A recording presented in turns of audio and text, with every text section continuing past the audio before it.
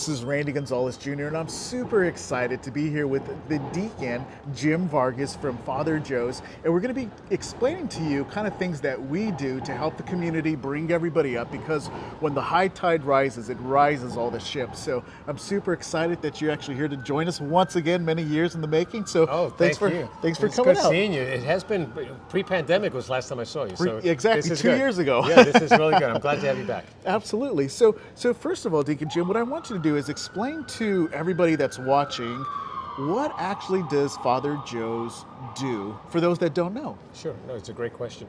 Well, we're the oldest homeless services provider in Southern California. We're also the largest.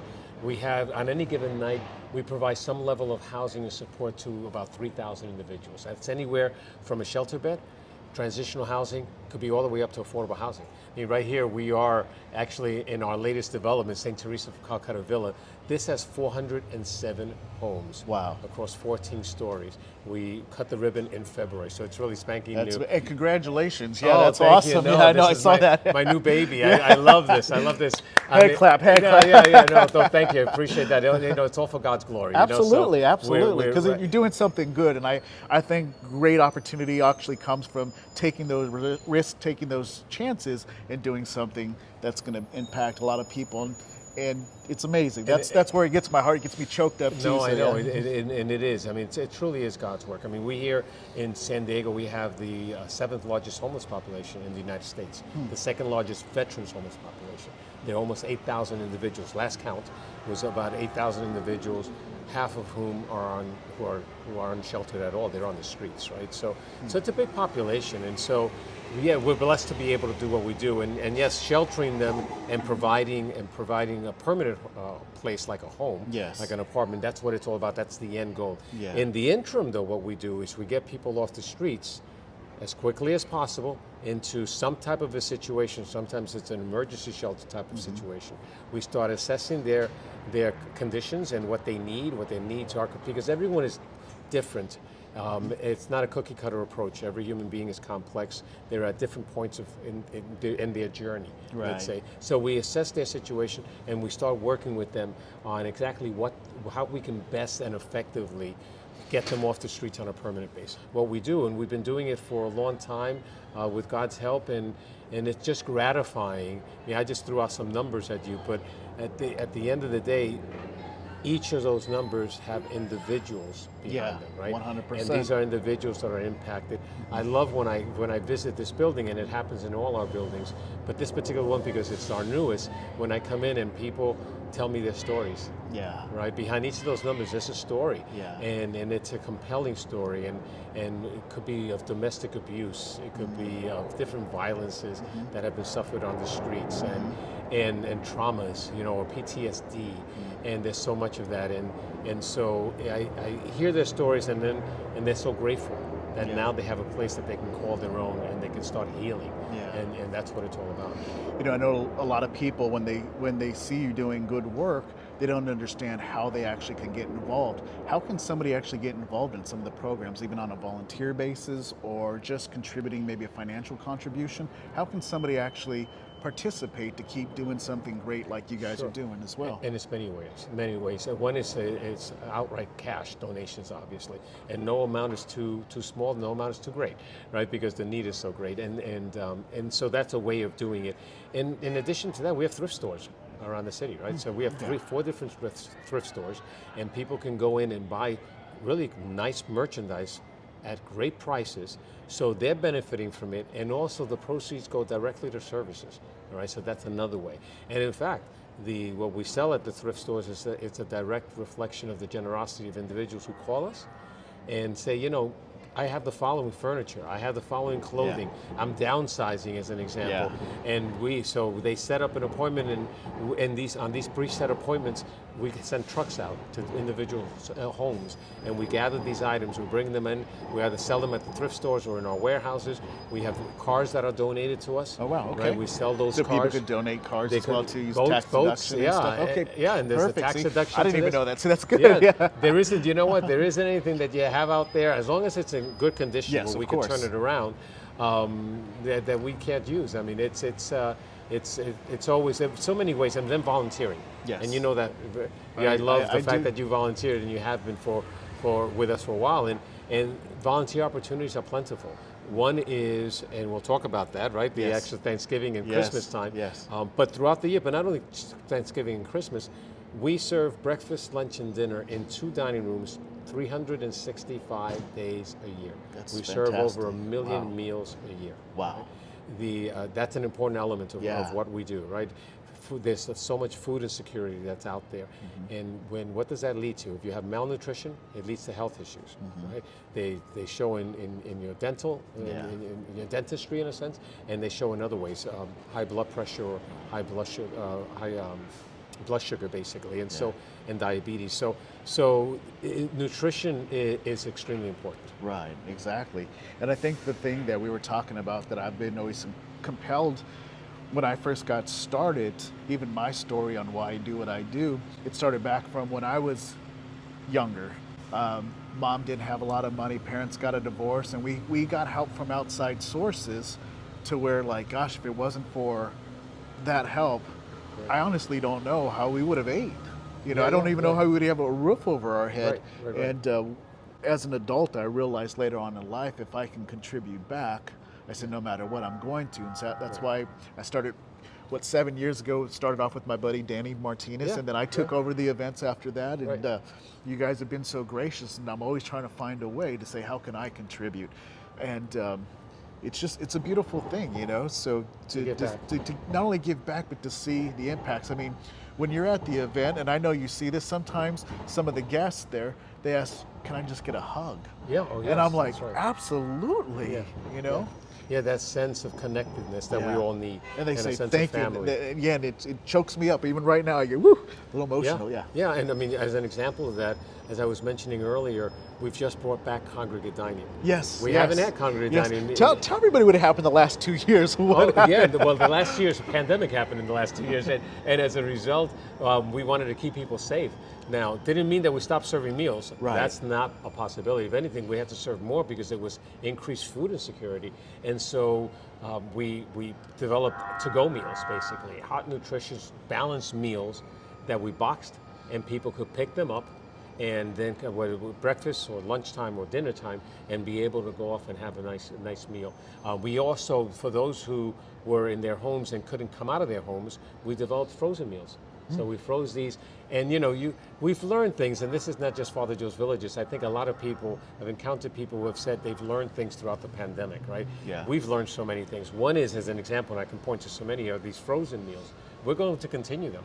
Yeah. Why? Because you know what? Actually, we have some shut-ins. We have people who are don't get out a lot. Yeah. And so, we started it during the pandemic, but actually, it's going to be of use even going forward. So you see, even you can find good things even happening in bad situations like a pandemic. I love it. And so the frozen meals are such. But most recently, in the last couple of weeks, we restarted the congregate dining, and that's so important because the individuals who have been coming to us have had a sense of loss.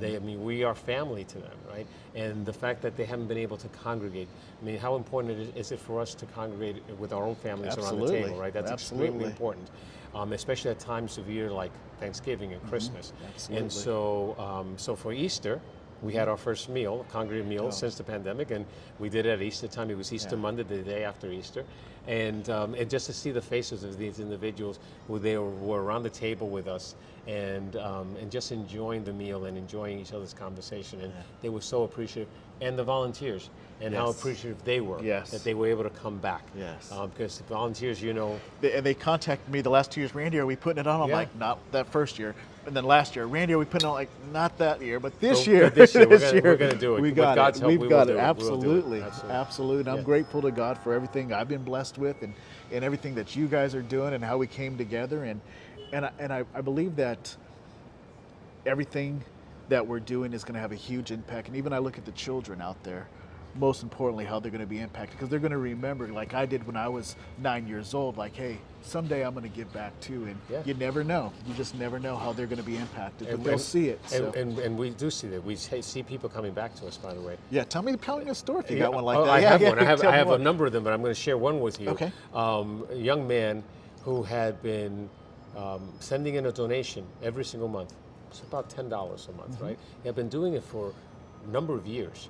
And so it got, my team realized that at one point and said, you know, what is this individual sends in this $10 religiously, I'll say it, every single, without missing, right? So my team reached out to him and said, you know, we'd love for you to come in and have a tour of our village, and you know, you've been consistently and faithfully giving to us, and we'd love to get to know you. So he came in, he didn't say anything, but he came in, and as we were giving him a tour, he sat in the inner courtyard, or stood in the inner courtyard of the Joan Kroc Center, and as we're touring, he looked up at one of the windows up on the second level, and he said to us, you see that window there? He said, I'm going to get emotional, but I mean, he said, my family and I lived in that unit, right? They had fallen into hard times. His mom and dad had fallen into hard times, and they were desperate, and they wound up on our doorstep, Father Joe's Villages, at one point, right? After you know, couch surfing, after living in the car and losing their car, and they wound up on the street, and they were with us for a period of time, and he said that what he remembers vividly, because he was a child, what he remembers vividly were the holidays. Because the holidays, we made it so special for them. All right, in the midst of their circumstances, you know, there was Santa and there were gifts and there was that type of, and he remembers that, and he instills that. He said now he's telling us he a UPS driver. Yeah. All right, has his own kids. Nice. And he instills in them the importance of giving back. Absolutely. All right? And that is why he every month had been sending us money, and we never even knew. All right, that's but it beautiful. was because he was so appreciative and remembers his time at Father Joe's Villages, right? I love it. It's I love it. No, thank you for sharing that story. It's very touching, and I can resonate with it completely. So and I know you've got some good things going on behind me with this tree here. Tell me about this tree. I hope it's coming out in the video. This is great. Well, this is, as I mentioned, this is our newest building here, our newest affordable housing, and it's, by the way, it bears the name St. Teresa of Calcutta Villa. Okay. Right, and that's because it was named after Mother Teresa, who took people off the streets, right? And that's what we do as well. I mean, we have, so people have a sense of dignity, and that's what we have here. And the designer, who designed a number of aspects of the building, initially we were going to just have a giving tree painted on the wall, and he said, no, don't do that. Do it in a relief fashion. Use your colors as leaves and as birds. And this is a way of recognizing those who have been generous to us, and work and partner with us for us to be able to do our work, the work that we do. Because, Randy, we can only do what we do because of generous people like you, who give of their time, and those who give of their resources, financial resources. So with that, that's how we do what we do. All right, we're at the mercy of the community, and so this is just recognizing the generosity on the part of so many who help us. That's awesome. Yeah, cool tree, guys. It is a cool. We'll get a close shot up before we go, and you'll see it. And now, as we're moving forward and we're getting back to some type of normality, I would let people know that we're always open to help. And we do require help, just like anybody. If they feel generous to donate their time, connect with me, or connect with the Deacon Jim, or here at the shelter. Or if you got finances, and say, hey, it really, like Deacon Jim was saying, every dollar equates to somebody's life, and I think that's a huge impact. Absolutely. So no, it is. It absolutely is. Again, we can only do the work that we do through the generosity of individuals, and time again. People like yourself, because I know you've said this, you know, we thank our volunteers, as an example, and our donors, and they very quickly turn around and say, oh, no, it's we who thank you. Thank you for the opportunity to be able to give of ourselves, right? I mean, because you get so many blessings in return. Right. I mean, you feel such a sense of satisfaction and fulfillment that you've been able to be a positive force in someone's life. And that's a great feeling. Yeah, absolutely. Yeah. Well, definitely. Well, thank you again for taking some time out today and explaining to everyone, you know, what we do here. Right. I'm just like you. I love seeing people inspired. I think there's some inspiration. Right. I think helping is a form of giving. And I know if it wasn't for people giving to me and back in my day with my story, I wouldn't understand the sense of the appreciation and the hard work and the dedication and the long hours and the resources that go into funding this to make a huge difference.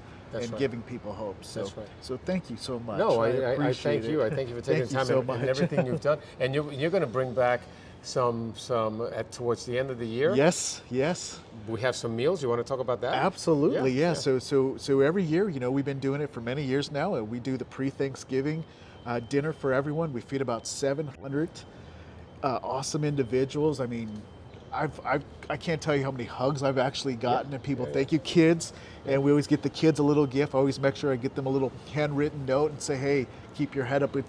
Contact me when you get older or whatever, Right. know. That's great. And this year I'm putting together a little, book for them as well too on financial literacy, and maybe to help them out with the cartoon book and stuff. So I'm writing another book. I love it. That's really great. That can be very helpful to them. Yeah, absolutely. Yeah. And so anything that can assist them, and I know we're going to be getting some clothing for kids as well too. Since the winter months, we do the Thanksgiving and Christmas, and everything is just, it's a blessing. It's a blessing to give, and it's a blessing to see them, happy. I guess you can say the smiles. on their faces. If once somebody comes and sees it, they get it. It's Yeah, hard yeah, to describe it in words, but once you see it and you feel it, it's like, I get it. You get it. Yeah. And Christmas and Thanksgiving are such ideal times for that, because those are times when we want to build a sense of family. These are individuals that, if not for us, would be on the street. If not for us, they wouldn't have Santa, or they wouldn't have these meals. Right. They wouldn't have presents. Yes. Right. So we always try to instill a sense of normalcy. Because they don't have typical normal lives, Yeah, right? But for these absolutely. kids, especially, these kids, it's through no fault of their own, right? Yeah. And especially at that time, it's to kind of build that sense of family and just letting them know that they're loved, that people care for them, people such as yourself and those who you gather who help you with this endeavor. That's what it's all about. So thank you. I can't wait to see what you guys have in store this year. We're going to have a good one. We've been preparing for 2 years for this one. No, it's going to be great. I know it's going to be great. It's going to be good. Yeah, So thank you guys for taking the time to watch this and listen and know exactly what we do, how we're making a positive impact to provide hope and making a difference. If you can contribute in any way, God bless you, because at the end of the day, that's what we're doing. We're paying it forward in a blessing. So thank you again, Deacon Jim. And any last words for anyone? Well, a word of thanks as well. All right, for those of you who would like to get involved in our work, by all means, do it. I can tell you that you'll be eternally blessed in many ways, and I don't just mean in the afterlife. I mean in this life as well. You'll find a lot of fulfillment. So I thank you for what you do, and invite you to come in and partner with us. Absolutely, awesome. All right, once again, thanks God you again. I bless you. appreciate it. Thank you. God bless you Thank as well. so much. Hey guys, we're here having fun right now with my buddy Joel, who helped to put this on. So we're doing some great things, and you'll see here we've got a whole volunteer point out here. We got here. We've got people actually serving right here, doing great things along the line. We got Kev here. What's up? How's it going? Awesome. So we got everybody we're having fun with. So. Oh, we're going right here? All right. Nice. So we're having a great time, guys. We're doing some great things. All right. See what's up, brother? All right. Yeah. So here we go. So lots of great things, guys. We're having a lot of good, good people that actually are serving in a major way. And there's so many children here. There's a long line outside of, 700 people. So I'm not even sure if you guys can hear me, but it's definitely happening. So, well, let me get back to work. I'll see you guys real soon. God bless. Thank you guys who actually helped participate. Those of you that actually donated, thank you. God bless. Hi, I'm Deacon Jim from Father Joe's Villages, and I'm so happy to be reporting to you from one of our dining rooms here on this Christmas Eve. And Randy had been with us now, and they were with us at Thanksgiving as well, just bringing cheer to those who we support each and every single day, the families who we reside here at Father Joe's Villages. And I know that they need your support, and heaven knows it benefits those who we serve as well. So I want to thank Randy, and I want to thank Glenn, all the volunteers who have come together to make this night really special for those who we're blessed to serve each and every single year. I mean, but what you're doing tonight, Randy, is really special. Here you're serving them very lovingly at their places, right? And if nothing more, you're showing that you care. Right, and I very much appreciate that, and I know that the families do as well. So I thank you, and thank you for what you do. Oh, my pleasure. Thanks for being here. I look forward to having you with us again. Absolutely. So get some help from you guys. So put in some donations, give support. We can definitely use your guys' help, and we appreciate everyone who's supported already in the past and going on to the future. So thank you. Merry Christmas. God bless, and we'll see you guys soon. A blessed Christmas.